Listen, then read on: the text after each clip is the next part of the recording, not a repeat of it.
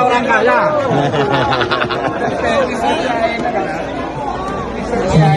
Viral menang.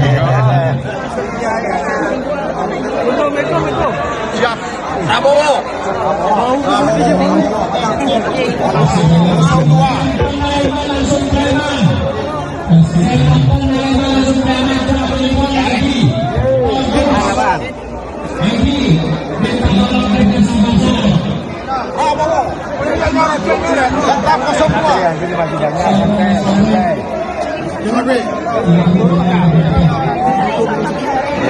Menaran saya ketemu Ban Reban. Sekarang saya ketemu Nasalim.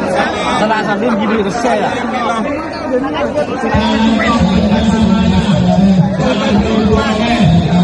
Atau pun si Marel. Kita buka moreng. Bonde 02 kita. Suara kita.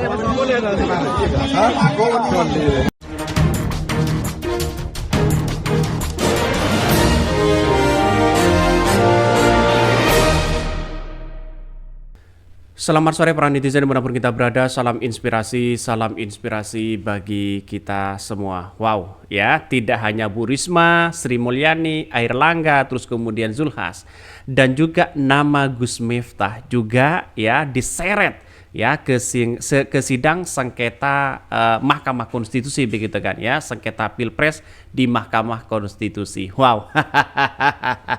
Semakin terang benderang ya bagaimana dengan adanya situasi politik saat pemilu kemarin begitu kan. Saat bagi-bagi uang, saat bansos, semuanya mulai diungkit begitu kan. Apa yang sebenarnya dari semua motif ini begitu kan. Kalau masalah soal kemarin kan sudah jelas Bawaslu bahwa mengatakan bahwa Gus Miftah tidak melanggar pada aturan ya di pemilu begitu kan. Tapi pada kenyataannya kita lihat saja sebuah realitas. Ini diseret kepada Pilpres 2024 di MK. Apakah ada cawi-cawi dari Gus Miftah atau bagaimana begitu kan. Tapi yang jelas bagi kami inilah demokrasi kita begitu. Spekulasi itu ya boleh-boleh aja. Tapi pada kenyataannya adalah nuansa-nuansa politik seperti ini apakah diwarnai dengan bagi-bagi uang, bagi-bagi bansos dan sebagainya untuk meraup suara terbanyak. Ya kita tahu yang namanya politik itu kan kita itu tidak sampai begitu kan. Boleh ya orang-orang berasumsi apapun, tapi pada kenyataannya adalah apa yang kemudian dilakukan oleh Gus Miftah ya. Mungkin kalau memang diseret kepada Pilpres ya kita hadirkan saja begitu kan. Bagaimana jadinya ya, bagaimana yang sebenarnya, yang faktanya yang ada di lapangan. Biarlah masyarakat yang bisa menilai. Dan di belakang itu ada seorang ya kaos Prabowo begitu kan.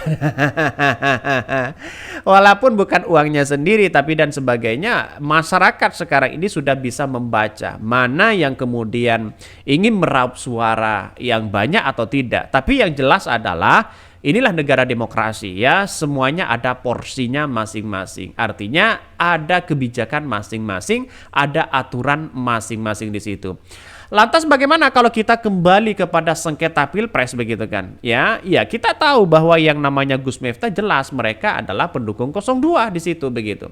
Kalau mereka diseret ke sidang sengketa Pilpres 2024 ya, boleh-boleh aja. Ini sangat menarik dan justru memperburuk bagaimana nuansa-nuansa politik Jokowi ke depan. Dalam artian bahwa punya dampak di situ begitu kan. Maka saya katakan sejak awal bahwa kalau mereka dihadirkan baik sebenarnya begitu kan untuk mencari titik temu keadilan saja di situ. Bahkan ini ya sepakat memang fakta adanya dia membagi-bagikan uang di saat masa kampanye. Blunder-blunder beginilah sebelumnya sengaja dibiarkan tanpa ketegasan yang menyebabkan demokrasi terbimbing menjadi rusak. Maka negara kita sebenarnya, demokrasi kita sebenarnya sudah rusak begitu kan. Sudah mundur ke belakang ya, is violent ya, gagal ya. Kenapa? Karena masifnya dengan adanya politik uang itu sangat masif sekali. Apalagi sekarang yang tren baru bansos begitu kan ya. Yang ketiga masalah intimidasi. Nah, ada lokal strongman yang dimainkan di dalamnya. Artinya apa? Local strongman itu bisa mengendalikan orang-orang seperti kepala desa, seperti bupati, gubernur begitu kan ya, seperti para orang-orang yang punya otoritas ya, kepala ini, kepala itu dan sebagainya. Itulah local strongman begitu kan. Artinya punya kekuatan, seolah-olah pemerintah memelihara mereka untuk menjadikan kekuatan yang ada di bawah ya. Jelas ada kemudian yang dibawa intimidasi sana sini begitu kan. Ini kacau. Ini sudah kemunduran demokrasi sudah jelas di situ. Memelihara orang-orang yang punya local strongman yang ada di bawah. Ini tidak boleh. Negara itu artinya memelihara orang-orang seperti tidak boleh begitu kan ya. Apalagi nanti ya di kementerian seorang Prabowo misalnya begitu kan, di kejaksaan, di ini dan itu harus orang-orang ini, harus orang-orang itu, tidak boleh begitu kan dalam pemerintahan. Nah, kalau memang ini dipaksakan jelas ya akan merugikan dari negara sendiri di situ begitu. Tapi faktanya bagaimana begitu dengan adanya sebuah video ini begitu. Ya lihat saja. Kalau orang itu dikasih uang 50.000 sekarang sudah mau untuk mencoblos. Dikasih bansos saja sudah mau mereka begitu kan. Jadi sangat-sangat disayangkan politik-politik seperti ini begitu kan. Ada yang berkomentar sangat menarik ini. Saya tahu Gus Miftah itu dermawan, tapi memberi uang ya, apalagi menjelang Pilpres dan dirinya terafiliasi dengan calon tertentu, sangat sulit bagi kita menyebutkan tidak untuk politik katanya. Kecewa, sebab di sisi lain, saya menyaksikan kegigihan kiai-kiai lain untuk menghentikan politik uang. Itu jelas mereka begitu kan. Ya, pada intinya adalah masyarakat Indonesia sudah paham apa yang sebenarnya terjadi begitu kan ya. Tapi yang jelas bagi kami adalah silahkan ya kita adili saja di Mahkamah Konstitusi biar clear bangsa kita begitu kan. Biar tidak ada kecemburuan sosial dalam dunia politik. Ini Gus Miftah diseret ke sidang sengketa Pilpres ya 2024 di Mahkamah Konstitusi. Mari kita baca. Nama pendakwa Miftah Maulana Habibur Rahman alias Gus Miftah diseret ke sidang sengketa Pilpres 2024 di Mahkamah Konstitusi.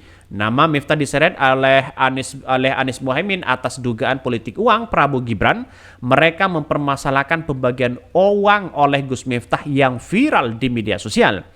Bahkan Gus Miftah memberikan uang kepada santri dan anak yatim. Dengan latar belakang terdapat orang membentangkan baju bergambar Prabowo sambil meneriaki nama Prabowo ya pada Kamis 28 Desember 2023 di Pamekasan, Madura.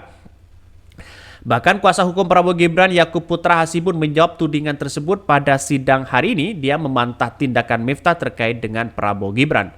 Dia mengatakan menegaskan Gus Miftah bukan bagian dari tim sukses Prabowo Gibran. Pembagian uang itu kata Yakub juga bukan acara kampanye pasangan calon nomor urut 2. Lantas bagaimana kalau semisalnya ya ini bukan politik uang dan bahkan Gus Miftah itu bukan bukan tim ya Prabowo Gibran, tapi dengan sebuah realitas seperti ini kan dia memenangkan Prabowo Gibran begitu kan. Alibi-alibi seperti ini yang justru walaupun tidak masuk pada tim pemenangan Prabowo Gibran ya dicap sebagai simpatisan, sebagai pendukung ya sama aja, tapi kan beda nama begitu kan. Artinya secara secara formal di situ begitu kan ya mereka pendukung. Jelas di belakang mereka kan ada video, ada kaos Prabowo begitu kan ya, bagi-bagi uang di belakang itu. Bagi kami adalah dengan hal ini ya, bagi kami kalau menurut analisis saya, bagi-bagi uang seperti ini baik-baik aja begitu kan. Tapi yang menjadi permasalahan di situ, kenapa ada kaos Prabowo di balik ini semua begitu kan. Kenapa ada kaos Prabowo di belakang seorang Gus Miftah?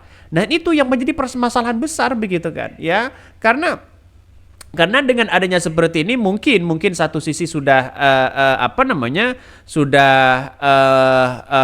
melihat bahwa ini nuansanya kan politis begitu kan.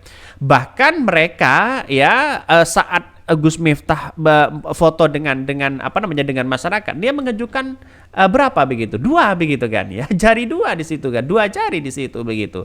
Artinya dengan adanya seperti ini kan sudah kelihatan sebenarnya bagaimana ya apa yang terjadi begitu kan ya. Maka saya katakan sejak awal wah ini bisa saja ini ada nuansa unsur ya bersifat politis, tapi semuanya kan sudah dibantah oleh Bawaslu. Kuasa hukum Prabowo Gibran Yakub Putra Hasibun menjawab tudingan tersebut. Yakub menegaskan Gus Miftah bukan bagian tim sukses Prabowo Gibran. Ya, pembagian uang itu kata Yakub juga bukan acara kampanye pasangan calon nomor urut 2. Dia mengatakan uangnya itu sebenarnya begitu kan ya dari Haji Her kalau nggak salah begitu kan, dari Haji Her. Nah ini dari tim hukum Anies Baswedan membeberkan apa yang sebenarnya terjadi begitu kan ya. Bahkan salah satunya menurut saya pribadi ya keterlibatan siapapun begitu di dalamnya harus diusut di situ untuk mencari titik temu apa yang sebenarnya terjadi. Oke ya mungkin itu yang kami sampaikan ya, tonton terus channel Hodari Podcast Rakyat ini karena ada berita-berita menarik dan viral setiap harinya. Salam peran netizen, salam inspirasi bagi kita semua. Jangan lupa di subscribe channel YouTube Hodari Podcast Rakyat ini.